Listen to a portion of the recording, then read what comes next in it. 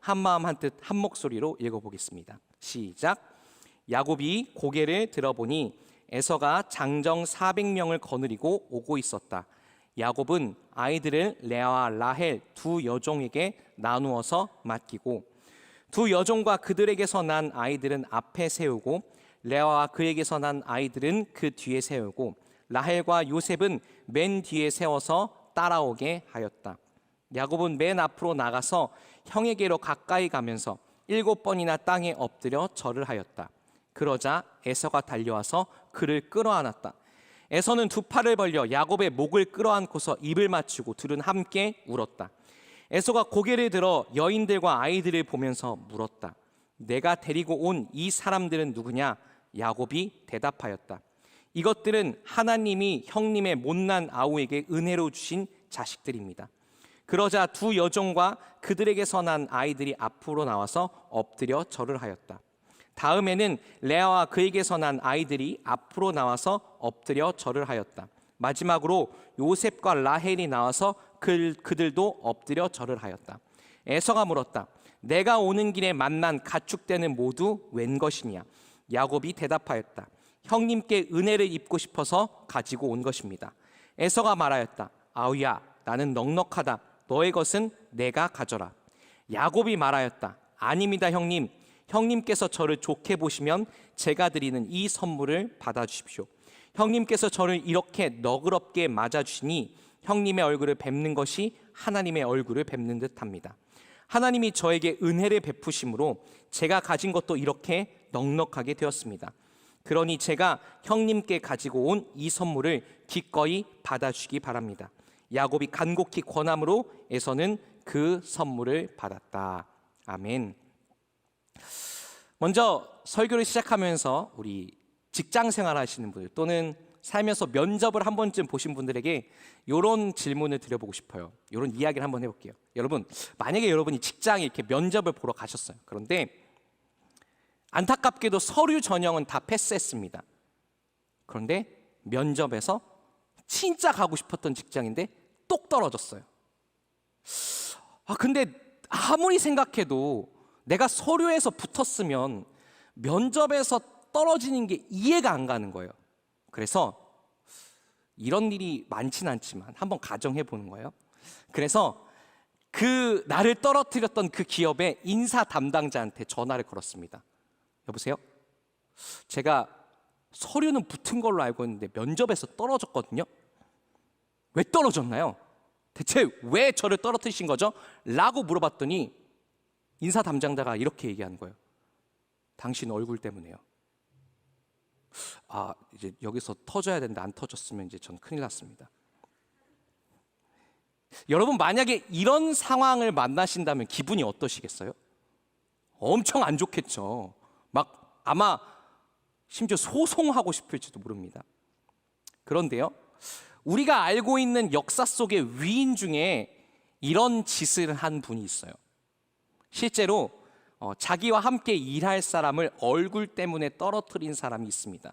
누구냐면요, 미국 대통령 중에 노예 해방 선언을 해서 인권 신장에 굉장히 기여했던, 전혀 그런 일을 하지 않을 것 같은 링컨 대통령이 이런 일을 했어요.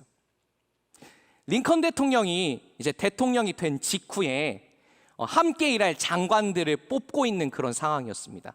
참모들이 이분은 참 좋아요. 이분이 함께 일할 장관이 되면 좋겠어요. 이분이 능력도 있고요, 경력도 있어요. 그래서 어떤 분을 추천해 왔어요. 링컨 대통령이 그 사람이랑 면접을 봤어요. 면접을 보고 나서 면접장을 나오는 표정이 안 좋은 거예요. 그래서 참모들이 물어봤어요. 왜요, 대통령님? 그분 되게 괜찮은 분이었는데 왜 그러세요? 그랬더니 링컨 대통령이 이렇게 얘기하는 겁니다. 그래서 참모들이 물어봤대요. 아니, 왜 떨어뜨리시는 거예요? 그분 능력도 있고 경력도 있는데 왜 떨어뜨리신 거예요? 그랬더니 링컨 대통령이 이렇게 대답했대요. 얼굴 때문에. 그 사람의 얼굴이 마음에 안 들어. 너무 말이 안 되는 얘기잖아요. 그래서 참모들이 다시 물어봤다고 합니다. 아니, 얼굴은 그 사람 책임이 아니잖아요, 대통령님. 그랬더니 링컨 대통령이 이런 명언을 남겼다고 하죠. 우리 이미지 혹시 보여주실 수 있을까요? 나이 40이면 자기 얼굴에 책임을 져야 한다. 낳은 이후의 얼굴은 스스로 만드는 것이다. 네. 링컨 대통령이 말한 게 좀 여러분 이해가 가시나요? 납득이 되시나요? 링컨이 말했던 이 얼굴은 그냥 겉으로 보이는 외모가 아니라 뭐 피부, 뭐 얼굴, 이 생김새 이런 걸 의미한 게 아니라 얼굴을 통해서 드러나는 그 사람의 인격, 성품, 마음을 뜻하는 거겠죠. 자, 그런데 링컨 대통령만 이런 말을 했다면 좀 신빙성이 떨어집니다. 서양 사람이 링컨 대통령 말고요, 우리나라 선조들도 비슷하게 생각했어요. 여러분, 얼굴이라고 한 단어가 순 우리말이잖아요. 이 얼굴이라고 한 단어가 두 가지 단어가 합쳐진 말입니다. 얼과 꼴. 순 우리말 얼이라고 하는 말의 뜻은 뭐냐면요, 영혼, 그 사람의 정신, 마음을 뜻한대요. 꼴은 뭐냐면요, 모양을 뜻하는 순 우리말입니다. 우리나라 선조들도, 링컨과는 전혀 상관이 없는 우리나라 선조들도 얼굴은 그냥 외모, 생김새, 모양이 아니라 그 사람의 영혼을 드러내는, 그 사람의 마음과 성품을 드러내는 창문과도 같은 거라고 생각했다는 거예요. 자, 그런데 이렇게 얼굴에 대해서 곰곰이 생각을 하다 보니까 갑자기 제 마음속에 이런 생각이 들더라고요. 하나님의 얼굴은 어떻게 생겼을까? 물론 성경은요, 하나님의 얼굴이 어떻게 생겼는지 말하고 있지 않습니다. 왜냐하면 하나님의 얼굴이 이렇게 저렇게 생겼다라고 하는 걸 성경에 써놓잖아요. 그러면 그 얼굴 모습 자체가 우리에게 우상이 됩니다. 그렇지만 그럼에도 불구하고 저는 하나님의 얼굴이 궁금해요. 왜냐하면 하나님의 얼굴을 보면 그 하나님의 얼굴을 통해서 하나님의 마음속에 담겨있는 사랑과 은혜, 하나님의 성품이 그대로 드러날 테니까.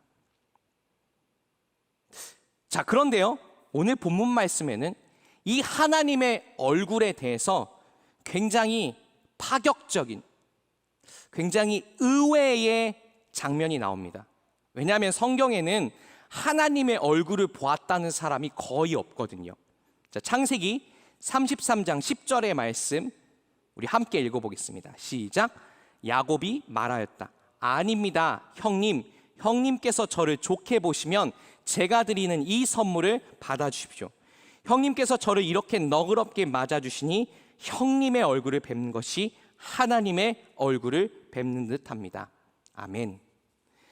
오늘 본문의 주인공인 야곱이 형 에서의 얼굴을 보면서 형님의 얼굴에서 하나님의 얼굴이 보입니다 라고 이야기했다는 거예요. 궁금하지 않으세요? 어떻게 사람의 얼굴에서 하나님의 얼굴을 볼 수 있었을까? 하나님은 얼굴이 없으신 건 아니겠지만 얼굴을 드러내지 않는 분이신데 어떻게 에서 그 사람의 얼굴에서 하나님의 얼굴을 느낄 수 있었을까? 자, 그걸 알려면요, 일단 먼저 약간 TMI일 수도 있겠지만 야곱과 에서 사이에 있었던 스토리를 조금 이해하시면 좋습니다. 야곱과 에서는 아시다시피 이란성 쌍둥이였습니다. 에서가 형이고요, 야곱이 동생이었죠. 그런데요, 이 야곱과 에서가 뱃속에 있을 때 둘의 엄마가 리브가라고 하는 사람이거든요. 이 리브가의 뱃속에 있을 때 사실 출생의 비밀이 있습니다. 뭐 약간 한국 드라마에 나오는 출생의 비밀 같은 그런 비밀은 아니고요. 어떤 출생의 비밀이냐면 하나님께서 어머니인 리브가에게 예언을 하셨어요. 리브가야, 네 뱃속에 있는 그 두 아이는 계속 갈등할 거야. 그런데 그 두 아이 중에 형이 동생을 섬기게 될 거란다 라고 하나님께서 리브가에게 예언을 하셨어요. 자, 그런데 막상 뚜껑을 따보니까, 막상 아이들이 태어나니까 어떻게 됐냐면요, 형인 에서는 굉장히 와일드한 사람입니다. 형인 에서는 굉장히 강인한 사람이에요. 사냥하는 걸 좋아하고 집 밖에 다니는 걸 좋아하고 그리고 친구도 아마 많았을 것으로 추정됩니다. 인싸의 자질이 있어요. 그런데 동생인 야곱은 집돌이에요. 집에 있는 걸 좋아하고 어머니와 함께 시간 보내는 걸 좋아하고 막 그래서 얼굴도 하얗고 막 집에서 뭐 만드는 거 좋아하고 이런 사람이 야곱이었어요. 그런데 리브가가 보니까 아무리 봐도 분명히 형이 동생을 섬길 거라고 하나님이 예언을 하셨는데 아무리 봐도 그럴 기미가 안 보이는 거예요. 그럴 건덕지가 전혀 보이지 않는 거죠. 왜? 형인 에서는 힘이 세고 강인한데 동생인 야곱은 여리여리하니까. 어머니인 리브가의 마음속에 점점 욕심이 생기기 시작합니다. 그 예언을 내가 이뤄야 되는 거 아닐까? 그 예언을 내가 어떻게 해서든 이뤄야 되지 않을까라고 하는 생각을 점점 하게 돼요. 그래서 어머니인 리브가가 동생인 야곱을 불러다가 이렇게 얘기하죠. 자, 야곱아, 너 형이 될 수 있어. 어떡해요? 너 맏아들만 받을 수 있는 축복 그거 네가 가로채면 돼. 아니 제가 그걸 어떻게 가르쳐요? 너희 아버지 이삭 있잖아. 지금 눈이 잘 안 보이거든. 네가 형인 것처럼 몸에다가 털도 붙이고 형인 것처럼 목소리도 좀 성대모사를 하면 너희 아버지 이삭이 깜쪽같이 속을 거야. 그리고 네가 가서 맏아들만 받을 수 있는 축복을 받아. 여러분 근데 이 맏아들의 축복이라고 하는 게 흔히 장자권이라고도 얘기하고 장자의 축복이라고도 이야기하거든요. 이게 그냥 종교적인 의미의 축복이 아닙니다. 이 축복을 받으면 아버지가 가지고 있는 가문 안에서의 경제적인 권리, 뭐 종교적인 권위, 영적인 권위 이게 다 모두 축복받은 사람에게 전달돼요. 내가 맏아들인데 첫째 아들인데 이 축복을 안 받았으면 나는 아버지의 권한에 대해서 권리에 대해서 주장할 수 있는 게 아무것도 없어요. 리브가가 이렇게 야곱에게 아버지를 속이도록 코칭합니다. 그래서 야곱이 그대로 해요. 형의 맏아들의 축복을 뺏어오고 자기가 첫째가 됩니다. 첫째로 태어난 것은 아니지만 실제적으로 첫째의 권한을 다 자기가 물려받아요. 여러분 이 사실을 알게 된 에서는 어떻게 반응했을까요? 에서가 이렇게 맹세합니다. 우리 아버지가 돌아가시면 내가 반드시 야곱을 죽이리라. 내가 반드시 야곱의 목숨을 끊으리라. 이렇게 맹세를 해요. 어머니인 리브가가 이런 이 에서의 맹세를 알고요, 야곱을 피신시킵니다. 그리고 야곱이 20년 동안이나 형인 에서를 피해 외삼촌의 집에서 도망자로 살아요. 여러분 말이 20년입니다. 20년 동안 누군가를 피해서 형이 혹시나 우리 집에 쳐들어오지 않을까? 형이 혹시나 외삼촌이 이 라반 집으로 찾으러 와서 나를 잡아가지 않을까라고 하는 그 두려움 속에 산다는 건 여러분 상상할 수 없는 고통이죠. 만약에 저였다면 아마 이렇게 했을 것 같아요. 그냥 형 앞에 딱 찾아가서 형 내가 미안해. 내가 더 이상 도망치면서 살지 못하겠어. 내가 이렇게 쪼들리면서 사는 거 더 이상 못 살겠어. 그냥 나를 형 뭐 벌을 주던가 내가 다 형한테 노예가 돼서라도 배상을 할게. 저 같았으면 이랬을 거예요. 그런데 야곱은 20년 동안이나 에서를 피해서 도망자로 삽니다. 왜 그랬을까요? 우리 창세기 32장 6절 7절의 말씀 함께 읽어볼게요. 함께 읽어보겠습니다. 시작. 심부름꾼들이 에서에게 갔다가 야곱에게 돌아와서 말하였다. 주인 어른의 형님인 에서 어른께 다녀왔습니다. 그분은 지금 부하 400명을 거느리고 주인 어른을 치려고 이리로 오고 있습니다. 야곱은 너무나 두렵고 걱정이 되어서 자기 일행과 양떼와 소떼와 낙타떼를 두 패로 나누었다. 우리 32장 11절도 읽어볼게요. 함께 읽겠습니다. 시작. 부디 제 형의 손에서 에서의 손에서 저를 건져주십시오. 형이 와서 저를 치고 아내들과 자식들까지 죽일까 두렵습니다. 아멘. 지금 이 말씀을 보니까 야곱이 형인 에서를 그냥 두려워해요? 엄청 두려워해요? 엄청 두려워해요. 벌벌벌벌 떠는 수준입니다. 형 에서 이름만 나오면 에서라고 막 지금 이렇게 약간 병적으로 발작을 하는 것 같이 두려워해요. 근데 여러분, 방금 읽었던 이 32장 말씀, 이 말을 할 때 야곱의 나이가 몇 살이었을까요? 이런 말들 할 때 내가 형이 너무나 두려워요 라고 이야기를 할 때 야곱은 여러분 이미 형의 장자권을 처음 빼앗아 온 이후로 20년이 지난 상태입니다. 여기 보면 뭐라고 해요? 내 아내들과 자식들까지 죽일까 봐 두렵습니다, 이렇게 얘기했죠. 이미 야곱한테는 아내와 자식이 있어요. 그리고 이 뒤에 보면 알겠지만 야곱한테 뭐가 있냐면요, 이미 엄청난 양의 재산이 있습니다. 야곱 밑에는 종들이 있어요. 이때 당시 이 32장을 이야기하던 이 당시에 야곱의 아들들이 11명입니다.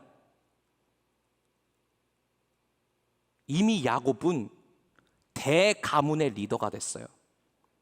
쉽게 말하면요, 에서랑 한번 붙어봤을 때 붙어볼 수 있는 실력을 가진 야곱입니다. 그런데 야곱은 에서를 두려워해요. 옆에서 봤을 때 합리적으로 생각하면, 야 야곱아, 너 한번 에서랑 그래도 겨뤄볼 수 있겠는데, 그런 상황인데도 야곱은 에서 이름만 나오면 병적으로 두려움을 보입니다. 왜 그럴까요? 야곱에게 에서가 상처 그 자체였기 때문에 그렇습니다. 이런 걸 심리학에서는 트라우마라고 이야기하죠. 깊은 상처, 깊은 트라우마, 그거 있는 사람들은요, 평소에는 일상적으로 행동하고 평소에는 이성적으로 이고 합리적으로 행동하다가도 뭐 하면 내 상처가 건드려지면 이성적이고 합리적인 생각 대신에 그 상처를 처음 받았던 그 순간으로 돌아갑니다. 마치 어린 아이처럼 갑자기 행동이 바뀌어요. 평소에 일상적으로 잘 행동을 하고 살아가던 어른들도 그 트라우마, 그 깊은 아픔과 상처가 건드려지면 갑자기 처음 상처를 받았던 그때 어린아이 모습으로 돌아가요. 그래서 여러분, 지금 야곱이 에서의 이름만 나오면 20년 전 처음으로 에서의 그 불같은 분노를 느꼈던 그 어린아이의 순간으로 돌아가고 있는 거예요. 질문을 드리고 싶어요, 여러분. 혹시 여러분에게도, 여러분 인생에도 에서가 있으시진 않으신가요? 인생의 깊은 어둠, 깊은 상처, 그냥 그거와 다 관련된 뭔가 이미지나 단어만 들어도 그 상처의 순간으로 확 돌아가 버리는, 그래서 나를 그 상처의 순간에 자꾸 매어 있게 만드는 그런 깊은 아픔과 상처가 여러분에게도 있으시지 않은가요? 그런데 오늘 본문 말씀, 이 33장 아까 읽었던 10절의 말씀에서 야곱이 이렇게 고백합니다. 형님, 에서 형님, 형님의 얼굴에서 내가 하나님의 얼굴을 보았습니다. 형님의 얼굴에서 내가 하나님의 마음을 느꼈어요. 그 형님의 얼굴을 통해서 내가 하나님의 사랑을 느꼈어요. 여러분, 야곱의 이 고백은요, 하나님께서 야곱을 그 인생의 가장 깊은 어둠 속, 인생의 가장 고통스러운 상처 속에 그냥 남겨두지 않으시고 그 어둠 속에도 하나님께서 빛으로 임하셨다라고 하는 믿음의 고백입니다. 내 인생에 가장 힘들었던 그 순간에 하나님의 함께 하심을 경험했다라고 하는 믿음의 고백이 바로 형님, 형의 얼굴에서 하나님의 얼굴을 보았습니다 라고 하는 믿음의 고백이에요. 형인 에서의 얼굴에서 자기에게 가장 큰 상처를 주었던 그 사람에게서 하나님의 얼굴을 보았던 이 야곱의 이야기는 지금 우리에게 이렇게 이야기합니다. 하나님은 우리를 어둠의 자리에 홀로 남겨두지 않으신다라고. 자, 그런데 여기서요, 질문이 하나 생기죠.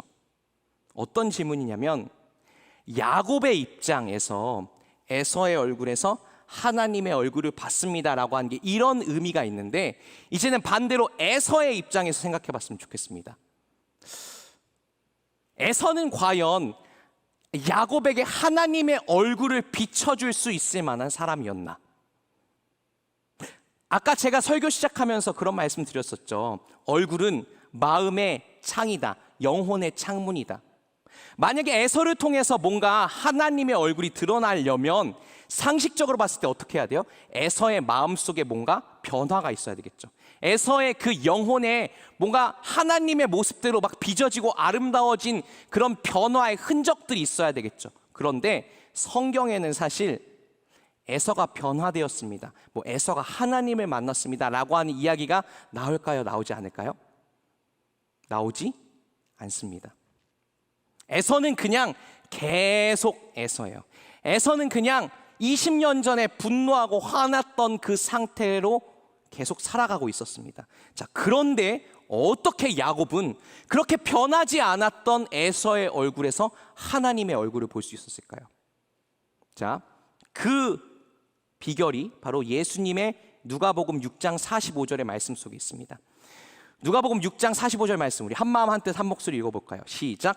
선한 사람은 그 마음속에 갈무리에 놓은 선더미에서 선한 것을 내고, 악한 사람은 그 마음속에 갈무리 해놓은 악더미에서 악한 것을 낸다. 마음에 가득 찬 것을 입으로 말하는 법이다. 아멘. 예수님께서 지금 이렇게 이야기하십니다. 선한 사람은 그냥 태어날 때부터 원래부터 선한 게 아니라 그 마음속에 선한 것들을 계속 채워놨기 때문에 자연스럽게 마치 향기가 좋은 꽃을 갖다 놓으면 그 주변에 향기가 퍼지듯이 그렇게 선한 영향력을 끼치게 되어 있다. 여러분, 이 예수님의 말씀을 이 야곱의 경우에, 야곱의 상황에 적응해 보면 이렇게 볼 수 있는 거예요. 에서가 변해서 갑자기 야곱이 에서 얼굴에서 하나님을 본 게 아니라, 에서는 변하지 않았어요. 그런데 야곱의 마음속에 하나님께서 주시는 선한 것들이 가득하니까, 야곱의 마음속에 하나님의 사랑과 은혜가 가득하니까 평소에 늘 똑같이 두렵고 어려웠던 그 에서가 달리 보이기 시작한 거죠. 다르게 보이기 시작한 거죠. 하나님께서 주시는 그 선한 마음으로 야곱이 자기의 내면을 가득 채웠더니 에서를 보는 자신의 렌즈가, 눈이 변화된 겁니다. 자, 그렇다면 대체 야곱의 인생에 무슨 일이 있었기에 그의 마음속에 있었던 상처와 아픔이 치유된 걸까요? 창세기 32장 30절 말씀, 우리 한마음 한뜻 한목소리 읽어볼게요. 시작. 야곱은 내가 하나님의 얼굴을 직접 뵙고도 목숨이 이렇게 붙어있구나 하면서 그곳 이름을 브니엘이라고 하였다. 이 장면은요, 사실 굉장히 야곱 입장에선 비겁한 장면입니다. 흑역사예요. 이불킥 한 100번 감이에요. 야곱이 이제 아까 외삼촌 라반의 집에 도망가서 살았다고 했잖아요. 그런데 야곱의 그 재산이 너무 많아지고 야곱 밑에 딸려있는 식솔들이 많아지고 야곱 밑에 있는 사람들이 대가문이 되니까 이제 라반과 결별을 해야 될 때가 온 겁니다. 야곱이 라반을 떠나서 어디로 가야 될까요? 갈 데가 어디밖에 없어요? 고향 땅. 근데 고향 땅에 가면 반드시 형인 에서를 만나게 돼 있는 거죠. 야곱이 그렇게 두려워하던 에서를 지금 결국 직면해야 되는 상황에 왔어요. 그래서 야곱이 어떻게 하냐면요, 야곱은 굉장히 치밀하고 계산적이고 예민한 사람입니다.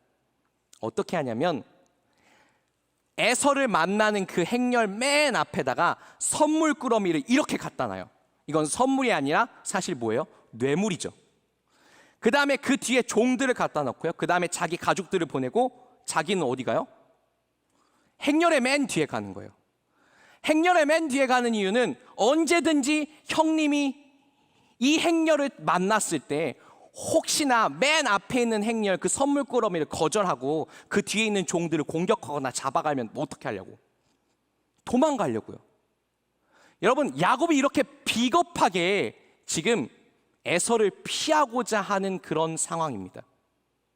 그래서 자기 앞으로 선물꾸러미랑 종들이랑 가족들을 다 보내놓고 야곱이 지금 야복 강가에 있어요. 야복 강가에서 지금 텐트를 치고 수경을 하고 있어요. 그런데 한밤중이 됐는데 갑자기 저쪽에서 어떤 사람이 저벅저벅 걸어오는 거예요. 그러더니 야곱한테 대뜸 이렇게 이야기합니다. 저기 아저씨, 씨름 좀 잘하게 생겼는데 저랑 씨름 한 판 하실래요? 아니, 한밤중에 씨름을 하는 게 갑자기 무슨 일이에요? 근데 아까 제가 말씀드렸죠. 야곱은 어떤 사람이라고요? 치밀하고 계산적이고 예민한 사람이라고. 뭔가 있는 것 같았어요. 그래서 야곱이 그 사람이랑 씨름을 합니다. 그리고 씨름을 하던 와중에 야곱이 깨달아요. 지금 나랑 씨름을 하고 있는 사람은 사람이 아니다. 그래서 야곱이 밤새도록 그 사람과의 씨름을 놔주지 않습니다. 쉽게 말하면 삿발을 놔주지 않아요. 못 가게 잡습니다. 그랬더니 그 사람이 이렇게 밝히죠. 사실 나는 사람이 아니라 하나님께서 보내신 사람이라고.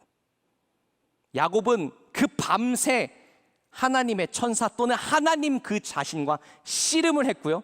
그리고 하나님께서는 그 씨름의 결과 야곱의 이름을 바꿔주십니다. 뭐에서요? 야곱에서 이스라엘로.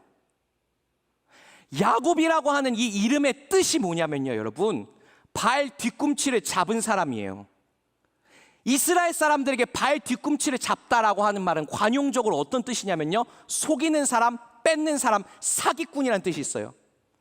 여러분, 야곱은 지금까지 평생 동안 야곱으로 살았습니다. 속이고 뺏는 사람으로 살았어요.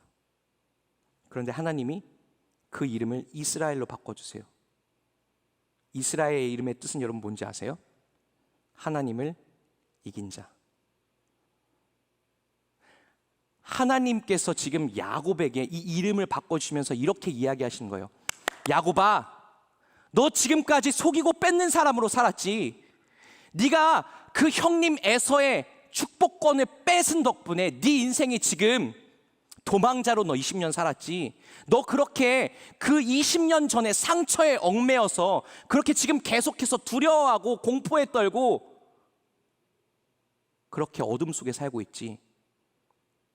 너 이제 그렇게 살지 않아도 된다. 너 하나님을 이긴 자야.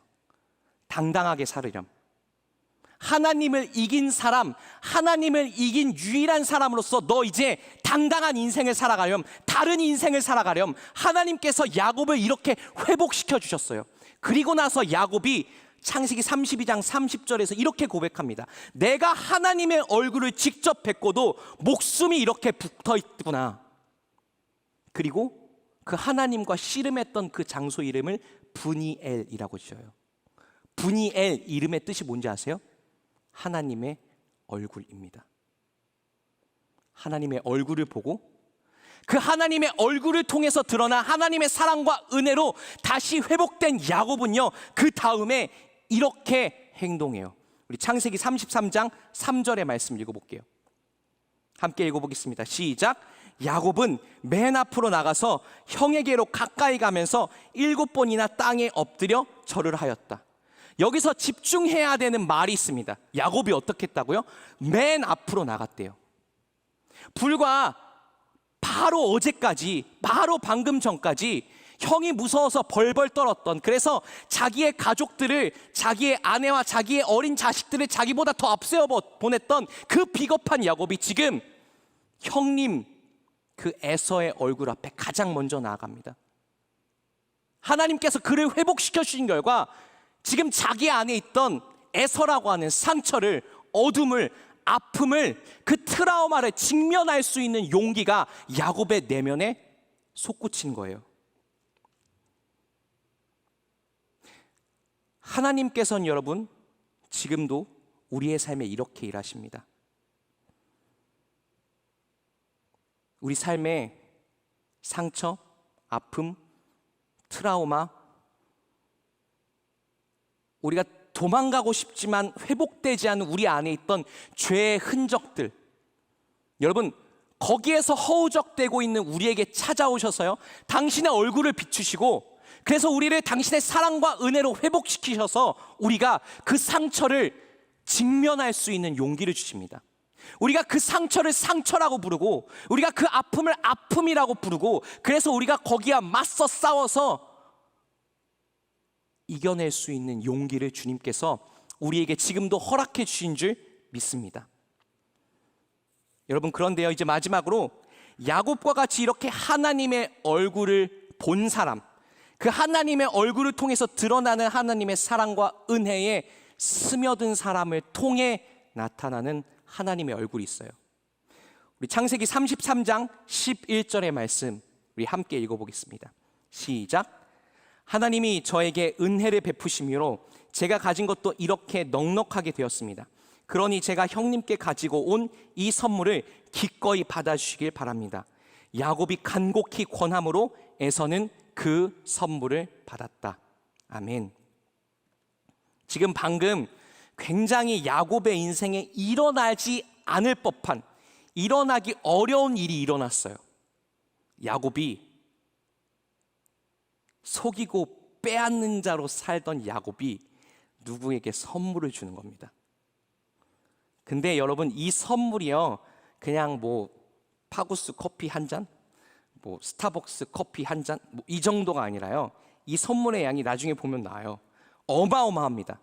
수백 마리의 가축, 수백 마리의 양, 거의 지금으로 환산하면 수십억 원, 수백억 원의 가치가 있는 그런 재물들을 에서에게 선물로 줘요. 그냥 주는 게 아니라요, 에서의 분노와 화를 누그러뜨리기 위해서 주는 게 아니라 야곱이 이야기하죠. 야곱이 간곡히 권했다. 지금 마음속 깊은 곳에서부터 속이고 빼앗는 인생으로 살았던 야곱이 형님에게 자신의 것을 내어 선물로 주고 있습니다. 여러분, 이 선물은요, 그런데 그냥 선물이 아니에요. 어떤 선물이냐면요, 야곱이 지금 자기가 20년 전에 형으로부터 빼앗았던 그 장자의 축복, 그 축복을 통해서 받고 누렸던 그 결과물을 다시 형님에게 돌려드리는 거예요. 형님, 제가 형에게서 빼앗았던 그 축복, 제가 이제 다시 돌려드리고 싶어요. 제가 이제 형님을 다시 축복하고 싶습니다. 비록 아버지 이삭의 축복을 형님이 다시 받을 수는 없지만, 형님, 제가 정말 너무 미안하고 죄송해서 제가 다시 형님께 축복하고 싶어요. 여러분, 우리의 내면이 하나님의 얼굴을 경험하고 그 은혜로 인해서 회복되면요, 일단 우리를 통해 처음으로 드러나는 하나님의 얼굴은 바로 누군가를 축복하는 것입니다. 나의 것, 비록 작지만 나의 것을 희생하고 나의 것을 내어서 누군가에게 선물로 내어주는 그런 하나님의 얼굴이, 하나님의 성품이, 하나님의 마음이 우리를 통해서 드러나게 되는 줄 믿습니다. 자, 그 다음으로요, 참 신기하고 놀라운 건 에서를 통해서도 하나님의 얼굴이 드러납니다. 우리 창세기 33장 4절의 말씀이에요. 우리 한마음 한뜻 한 목소리로 읽어보겠습니다. 시작. 그러자 에서가 달려와서 그를 끌어안았다. 에서는 두 팔을 벌려 야곱의 목을 끌어안고서 입을 맞추고 둘은 함께 울었다. 아멘. 지금 어떤 장면이냐면, 하나님의 얼굴을 경험하고 회복된 야곱이 먼저 형한테 용서를 구하니까 에서가 어떻게 해요? 에서가 먼저 두 팔을 벌리고 먼저 야곱의 목을 끌어안고 먼저 야곱에게 입을 맞추면서 아주 적극적으로 온 몸을 통해서 보여주고 있습니다. 온 몸을 통해서 드러내고 있어요. 자신의 마음속에 있는 것을. 이 마음속에 있는 게 뭘까요? 형은 너를 용서한다. 괜찮아. 난 널 다 용서했어. 고맙다. 먼저 나한테 이렇게 용서를 구해줘서. 그런데 이렇게 적극적으로 용서를 선포하는 이런 에서의 모습은요, 우리가 신약 성경에서 잘 알고 있는 어떤 사람의 모습과 닮아 있습니다. 누가복음 15장 20절의 말씀이에요. 우리 함께 읽어보겠습니다. 시작. 그는 일어나서 아버지에게로 갔다. 그의 아버지가 그를 보고 치근히 여겨서 달려가 그의 목을 껴안고 입을 맞췄다. 굉장히 비슷하지 않아요? 먼 거리에 있는데 아버지가 치근히 여겨 달려가서 목을 껴안고 입을 맞추었다. 여러분, 이 아버지가 누구냐면요, 바로 돌아온 탕자 이야기에서 탕자의 아버지입니다. 한 아버지가 있었어요. 그런데 아버지가 죽지도 않았는데 유산을 미리 달래요. 그래서 아버지가 어쩔 수 없이 아들을 사랑하는 마음으로 유산을 내어줬어요. 그랬더니 그 아들이 먼 도시에 가서 그 많은 돈을 다 탕진하고 돌아왔습니다. 아버지의 것을 빼앗아갔던 그 아들이 다 잃어버렸어요. 그리고 아들이 이렇게 생각합니다. 내가 이제 먹을 게 없는데 우리 아버지에게 돌아가서 노예로 살면 우리 아버지가 나를 그래도 버리지 않고 먹을 건 챙겨주시겠지. 그래서 아들이 자포자기하는 심정으로 아버지에게로 돌아갑니다. 그런데 그렇게 아버지의 것을 아주 욕심스럽게, 아주 욕심 넘치게 빼앗아갔던 그 아들을 아버지는 멀리서 보면서, 멀리서 그 아들이 오는 걸 바라보면서 가만히 있을 수가 없어서 뛰어나가요. 뛰쳐나가서 그 아들을 품에 안고요, 아들에게 입을 맞춥니다. 이 아버지가 그 마음속에 가득한 것을 표현하고 있는 거예요. 나는 너를 용서한다. 너의 잘못 나는 생각하지 않을 거야. 난 이미 용서했어. 여러분, 우리가 하나님의 얼굴을 경험했을 때, 우리가 하나님의 얼굴을 통해 드러나는 하나님의 성품과 사랑과 은혜를 경험했을 때, 우리를 통해 드러나는 또 다른 하나님의 얼굴은 바로 뭐냐면요, 조건 없는 용서입니다. 내가 너를 용서한다. 네가 나에게서 무언가를 뺏어갔지만, 그렇지만 나는 너를 용서해. 여러분, 생각해보면 하나님께서도 우리에게 그렇게 하지 않으셨나요? 우리가 하나님을 알고 있지 못할 때에도, 그래서 우리가 하나님을 알고 있지 못해서 죄를 짓고 하나님을 분노하고 하나님의 마음을 아프게 했을 그때에도 하나님은 우리를 이미 사랑하고 계셨습니다. 이미 우리에게 십자가에서 나는 너를 용서한다 라고 선포하셨어요. 우리가 하나님의 얼굴을 경험할 때, 그래서 우리 안에 있던 상처와 어둠과 죄의 흔적들이 눈 녹듯 사라질 때, 우리를 통해서 이렇게 누군가를 축복하고 누군가를 용서하는 하나님의 얼굴이 드러나게 될 줄 믿습니다. 이제 말씀을 정리하려고 합니다. 말씀을 정리하면서요, 갑자기 이런 일화가 생각나더라고요. 지난 수요 젊은이 예배 때 저희가 이제 예배 끝나고 이렇게 나눔을 하고 있었어요. 제가 이걸 미리 말씀드렸어야 되는데 자매님 죄송해요. 나눔을 하고 있는데 어떤 한 자매님이 저한테 이런 고민이 있다고, 이런 일이 있었다고 얘기를 해주시는 거예요. 자기가 직장에서 한 직장 동료가 자기에게 와서, 이 자매님이 교회 다니는 걸 그분은 알고 계시죠. 이렇게 물어봤다는 거예요. 하나님이 어디 계세요? 라고 물어봤다는 거예요.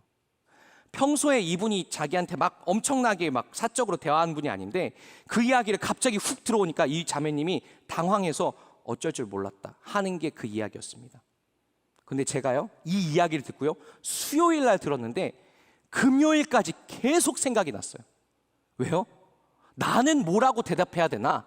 라고 하는 생각을 했는데 제 안에 답이 없는 거예요. 내가 그래도 명색이 목사인데 누군가 나에게 와서 하나님 어디 계세요? 라고 물어보면 나는 뭐라고 대답하지? 제 안에서 답을 찾지를 못하겠는 거예요. 그런데 지난 금요일에 예배를 드리고 있는데 갑자기 이런 생각이 제 마음속을 스쳤습니다. 도연아, 나는 네가 만나는 사람들의 얼굴 속에 있단다. 생각 꼭 해보니까 그런 거예요. 제가 신방하면서 만나는 형제님들, 자매님들, 그분들의 삶의 이야기를 압니다. 근데 어떤 분들은요, 사실 상식적으로 봤을 때 제가 만약에 그분이라면 저는 그렇게 못 살 것 같아요. 종종 야곱과 같은 인생을 사는 분들이 있어요. 야곱과 같이 속이고 뺏었다는 게 아니라 인생에 상처가 있고 인생에 아픔이 있고 인생에 어둠이 있고 트라우마가 있어서 그래서 그 트라우마와 어둠 때문에 내가 만약에 그분이라면 그 인생이 산산조각 나서 얼굴에 수심이 가득하고 얼굴에 어둠이 가득해야 당연한데 그런데 그렇게 살지 않는 분들을 저는 만납니다. 그 마음속에 상처가 있지만 여전히 그 얼굴을 통해서 희망을 이야기하는 분들을 만나요. 그 삶이 무너져 있지만 떨쳐낼 수 없는 아픔이 있지만 그렇지만 누군가를 사랑하겠다고, 누군가를 용서하겠다고, 누군가를 섬기겠다고 그렇게 결단하는 분들의 얼굴을 만나요. 근데 저는 그 얼굴에서 하나님을 봅니다. 그 얼굴이 지금 저에게 말씀하시는, 지금 저에게 도연아, 내가 눈을 동그랗게 뜨고 살아있어. 정신 차려. 내가 아직도 나를 믿는 자들의 그 삶 속에서 이렇게 일하고 있어. 내가 그들의 삶을 여전히 회복시키고 있어 라고 말씀하시는 주님의 음성으로 그들의 얼굴이 느껴질 때가 있습니다. 여러분, 그래서 우리가 하나님의 얼굴입니다. 여러분, 그래서 우리를 통해 하나님의 얼굴이 드러납니다. 누군가는 이렇게 우리에게 물을 거예요. 하나님이 어디 있어? 그런데 하나님은 우리의 삶 속에 계시죠. 우리의 삶 속에서 우리를 지금도 당신의 얼굴을 비춰서 회복시키는 분으로 계십니다. 우리 모두가 하나님의 얼굴로서 우리 각자의 삶의 자리에서 누군가를 축복하고 누군가를 용서하고 누군가를 사랑하는 인생을 살 수 있게 되길 축복합니다. 우리 시간 주신 말씀 마음에 품으면서 함께 기도했으면 좋겠습니다.